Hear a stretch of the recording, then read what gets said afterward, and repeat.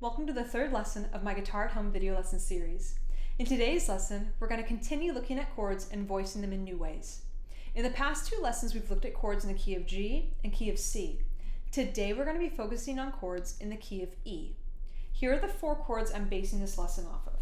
I have E, A, B, and C sharp minor. Now in the past two lessons, I've based each of those lessons off of four chords. They've all been open chords. This is the first lesson where we see chords that are bar chord. The key of E can be a little frustrating for beginners because the 5 chord and minor 6 chord technically should be bar chords. The good news today is the new voicings that I create will not require bars. So you can play chords in the key of E and you won't have to play bar chords. Let's go ahead and start changing the voicings of these chords. So my first chord, my one chord, is E. Now to make the new voicing, I'm going to exchange my middle and ring finger for my index and middle finger. So once again, I have middle and ring. I'm going to put index and middle. Now my pinky finger is going to go on the 4th fret of the 3rd string. That's my newly voiced chord. You could also do a half bar with the index finger, but if you don't want to play bars, just do index and middle. So again, my first one chord, and now my new one. Sounds really open and resonant. I love this. Okay, so the 4 chord that I'm going to change is my A. Now there are two ways we can do this. The first way, I kind of just take my ring finger off, which gives it a suspended sound. You can also take your pinky and place it where it was for the last chord. Okay, so that 4th fret 3rd string. Okay. I actually like that better if I'm going from here to here. Okay, it's really nice when you're playing guitar and you don't have to move your fingers a whole lot in between chords. Okay, so my new 5 chord, instead of playing the bar chord, we don't want to play bar chords right now, we're going to play, starting on the 5th string, it's going to be 2, 4, 4. Okay, so now we have index, ring, pinky.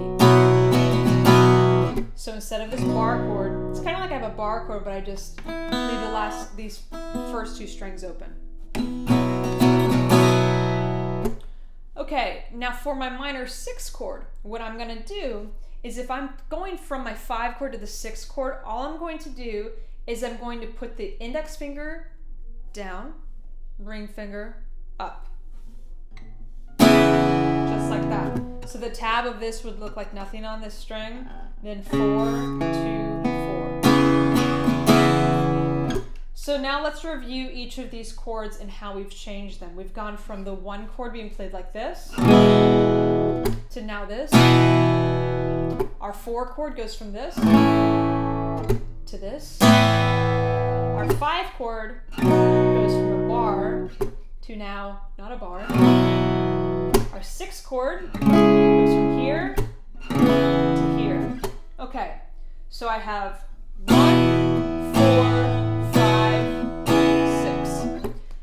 I'm going to play the progression we've been playing for the past 2 lessons. We've had 4 chord, 5 chord, 6 chord, 1 chord. Okay? Here's the new way of playing it. 4 chord, 5 chord, 6 chord, 1 chord. Okay, I'm going to do this in the old version of the chords and then the new voicing. 4, 5, 6, 1.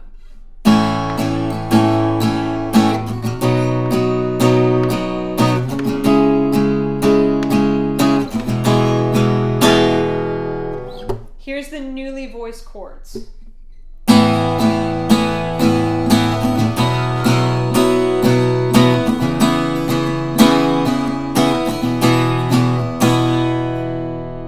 Now as a guitarist, I love the voicings of these chords because it does not require me to move my hand. I'm not shifting up and down the neck of the guitar. It's really convenient.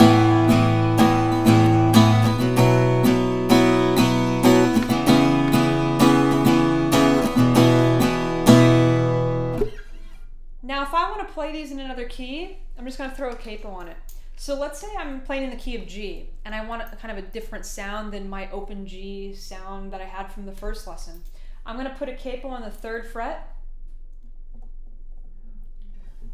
And this is now my 1 chord. So if I did a 4, 5, 6, 1 progression in the key of G with these E shapes, this is what it's going to look like.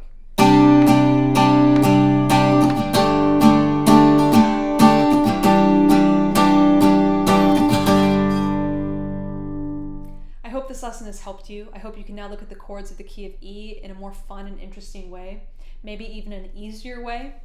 I really love these voicings. These are one of my favorite voicings to play in, no matter what key I'm in. I use the capo and I use these chords all the time. They're a dream for guitarists because your hand is not moving very much. If you would like one-on-one instruction with me, either in person or via Skype, please see the link at the bottom of this video.